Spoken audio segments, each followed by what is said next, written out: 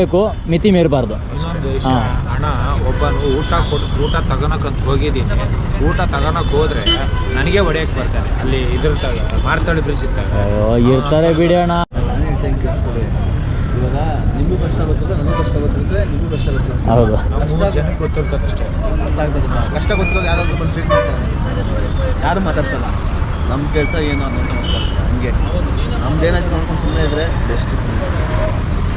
ನನಗೆ ಗುರಾಯಿಸ್ಕೊಂಡು ನೋಡೋದು, ಪ್ರೀತಿಯಿಂದ ಮಾತಾಡ್ಸೋಣ ಅಂತ ಹೋದ್ರು ಕೂಡ ಒಂಥರ ಶತ್ರುಗಳು ನೋಡ್ದಂಗೆ, ಏಯ್ ನಾವನು ಪಾಕಿಸ್ತಾನದವ್ನು ಬಂದ್ಬಿಟ್ಟವನಲ್ಲಪ್ಪ ನಮ್ಮ ಮುಂದೆ ಅನ್ನೋ ಥರ. ನೀವು ನಕ್ಕ ನಾನು ಹೌದು. ಇವಾಗ ನಾನು ಆ ಕಡೆ ಹೋಗಿ ನಿಂತ್ಕೊಂಡೆ, ತಿರ್ಗಾ ಬಂದೆ, ತಿರ್ಗಾ ಇದು ನೋಡಿದೆ, ಮೇಬಿ ಯೂಟ್ಯೂಬರ್ ನಾನು ಇಂಥವ್ರು ಇತ್ತಿದ್ರೆ ಸಾಕು. ಯಾಕಂದ್ರೆ ಇವ್ರಿಗೆ ಗೊತ್ತಿರುತ್ತೆ ಏನು ನಿಮ್ಮ ಬಗ್ಗೆ ಏನು ಇಷ್ಟ ಅಂತ. ಇವಾಗ ನಾನು ಬಂದು ನಿಮ್ಮ ಬಗ್ಗೆ ಇವ್ರ ಹತ್ರ ಕೆಟ್ಟಿದ್ರೆ ನಂಬಿಡ್ತಾರೆ ಇವರು. ಏನು ನಂಬ್ತಾರೆ? ಕಣ್ಣಲ್ಲಿ ನೋಡಿದರೆ ನಂಬ್ತಾರೆ ಅಷ್ಟೇ. ಕಣ್ಣಿಂದ ನೋಡಬೇಕು, ಮಾತಾಡಬೇಕು. ಬೆಳಗ್ಗೆ ಎದ್ದೇಳಿ ಕೆಲಸ ಮಾಡಬೇಕು, ನನ್ನ ಕೈಲಾದಷ್ಟು ಸಹಾಯ ಯಾರಿಗಾದ್ರೂ ಮಾಡ್ತಾ ಇರಬೇಕು. ನಾವು ಅಷ್ಟೇ. ಕೆಟ್ಟ ಕೆಲಸ ಕೈ ಹಾಕಲ್ಲ.